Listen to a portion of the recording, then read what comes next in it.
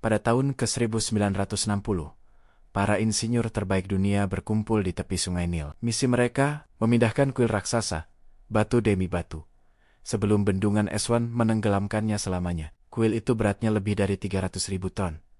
Dibangun tanpa crane, tanpa komputer, tanpa teknologi modern apapun. Dan ketika para insinyur abad ke-20 itu akhirnya berhasil memindahkannya, setelah bertahan-tahan kerja keras, mereka menemukan sesuatu yang membuat mereka diam. Setelah dipindahkan sejauh ratusan meter dan dipasang ulang, cahaya matahari tetap masuk ke sudut yang sama persis seperti yang direncanakan ribuan tahun lalu. Presisi mereka, dengan segala teknologi modern, tidak bisa melampaui presisi sang pembuatnya. Pembuatnya adalah Ramses II Firaun yang hidup lebih dari 3.200 tahun yang lalu. Dan hari ini, kita akan membongkar 5 rahasia terbesarnya. Rahasia yang bahkan arsitek dan insinyur modern pun masih geleng kepala setiap kali mempelajarinya. Selamat datang kembali. Channel ini membahas sejarah dari sudut yang jarang disentuh, dengan riset mendalam, bukan sekadar cerita permukaan. Kalau kamu baru pertama kali di sini, subscribe sekarang dan nyalakan notifikasi. Konten seperti ini butuh waktu panjang untuk dihadirkan dengan benar.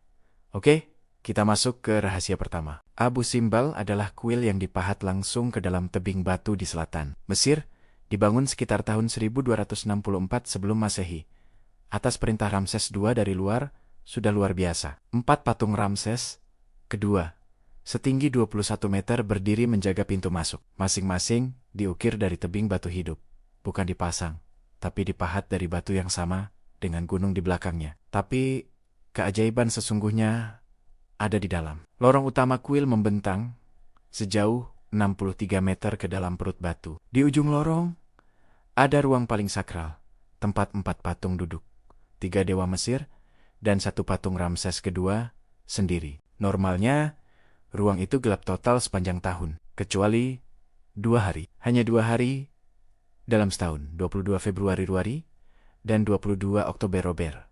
Sinar matahari pagi masuk tepat melalui pintu depan, menembus lorong 63 meter, dan menerangi langsung wajah ketiga patung di ruang terdalam. 1 patung dewa kegelapan bernama Peta, tidak pernah tersinari. Bukan karena kesalahan, tapi karena itu disengaja. Tanggal 22 Februari diyakini adalah hari kelahiran Ramses II. Tanggal 22 Oktober adalah hari penobatannya. Bayangkan tingkat perhitungan astronomi dan geometri yang dibutuhkan untuk merancang ini. Tanpa komputer, tanpa software, hanya dengan pengamatan bintang, pengukuran sudut matahari, dan kecerdasan manusia murni. Ketika UNESCO memindahkan kuil ini pada 1960-an untuk menyelamatkannya dari banjir, mereka harus merekonstruksi ulang orientasinya dengan teknologi modern. Dan mereka mengakui, mereka meleset 2 hari dari perhitungan aslinya. 2 hari. Setelah 3.000 tahun, dengan semua teknologi yang kita punya, Ramses kedua membangun lebih banyak struktur megah dibanding Firaun manapun dalam sejarah. Mesir, Ramesseum, kuil peringatan pribadinya di Luxor. Karnak, kompleks kuil terbesar yang pernah dibangun manusia. Pirameses, ibu kota baru yang ia bangun dari nol. Abu Simbel, sudah kita bahas, plus ratusan kuil, patung, dan monumen lain di seluruh kekaisarannya. Tapi cara mereka membangun semua itu, sampai hari ini, masih menyimpan tanda tanya besar bagi para insinyur modern. Ambil contoh patung Memnan. 2 patung kolosal yang berdiri di Luxor.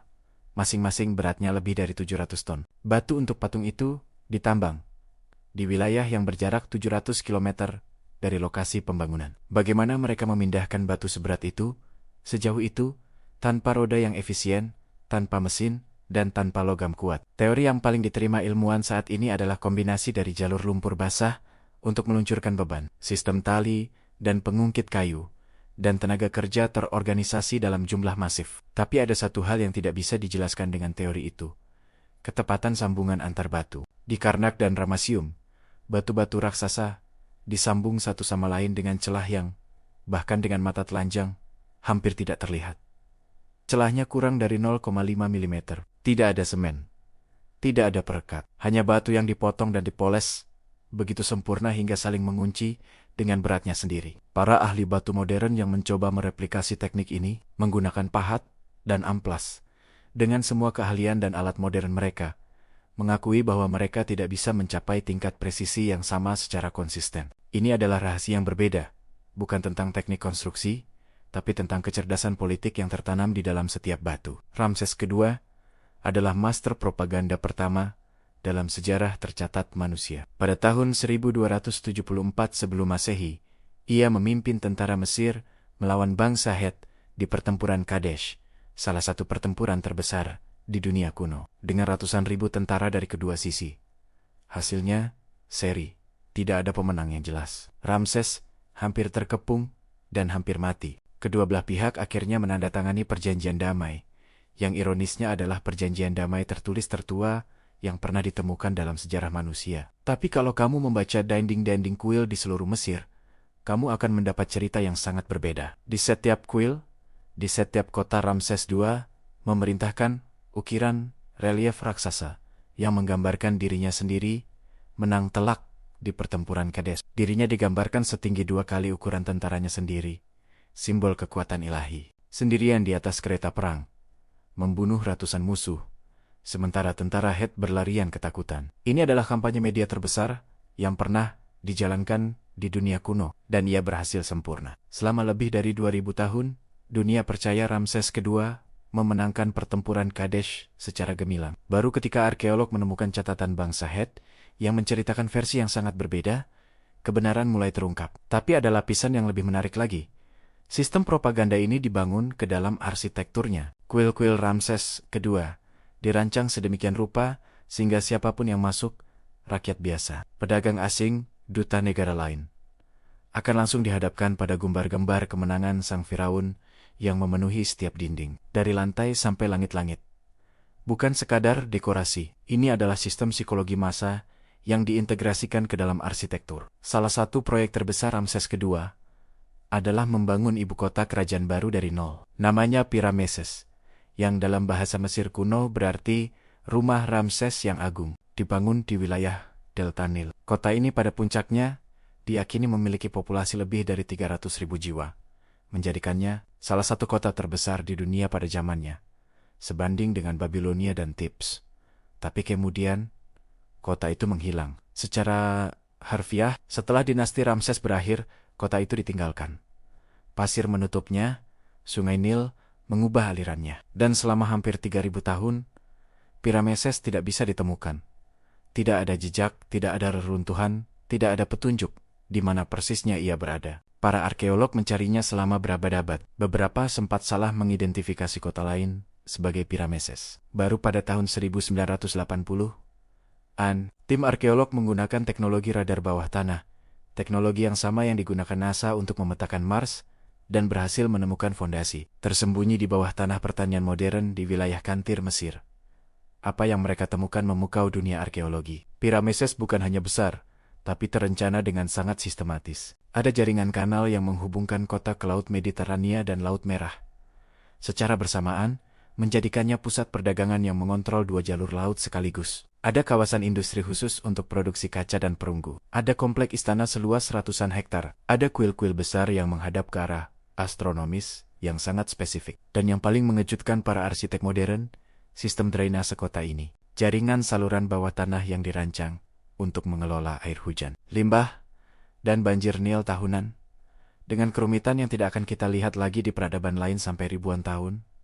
Kemudian di Roma, Ramses kedua tidak hanya membangun kota, ia merancang sistem urban terintegrasi yang konsepnya baru benar-benar direplikasi di era modern. Dan kita sampai di rahasia kelima, yang mungkin paling personal dan paling mengejutkan. Mumi Ramses kedua masih ada, tersimpan di Museum Nasional Peradaban Mesir di Kairo. Dan berkat kemajuan teknologi, kita sekarang tahu lebih banyak tentang kondisi fisiknya saat meninggal, dibanding yang pernah bisa diketahui siapapun sebelumnya. Pada tahun 1970-an, mumi Ramses kedua dikirim ke Paris untuk direstorasi, karena jamur mulai merusaknya. Ini adalah satu-satunya kali seorang Firaun menerima paspor resmi dari pemerintah modern. Dan di paspornya, di kolom profesi, tertulis, Raja Disis, Raja sudah meninggal. Tapi yang ditemukan para ilmuwan ketika menganalisis muminya jauh lebih menarik dari sekadar formalitas diplomatik. CT scan 3 dimensi mengungkapkan bahwa Ramses II menderita artritis parah di tulang pinggul dan tulang belakangnya, Kondisi yang pasti sangat menyakitkan di tahan-tahan terakhir hidupnya. Tapi ia terus memerintah, terus mengeluarkan dekret, terus diakui sebagai Firaun yang aktif hingga akhir hayatnya. Analisis giginya menunjukkan infeksi parah yang sudah menyebar ke tulang rahang, kondisi yang di zaman modern membutuhkan antibiotik dan pembedahan. Di zaman kuno tanpa penanganan, ini bisa berakibat fatal. Tapi ada bukti upaya perawatan aktif sisa-sisa bahan herbal dan resin terapeutik yang ditemukan di sekitar area mulutnya. Yang paling mengejutkan para peneliti, analisis DNA dari rambutnya mengungkapkan bahwa Ramses II berambut merah alami, bukan hitam seperti yang selalu digambarkan di film dan ilustrasi. Rambut merah, hal yang sangat langka di Mesir, dan dianggap tanda keistimewaan ilahi oleh orang Mesir kuno.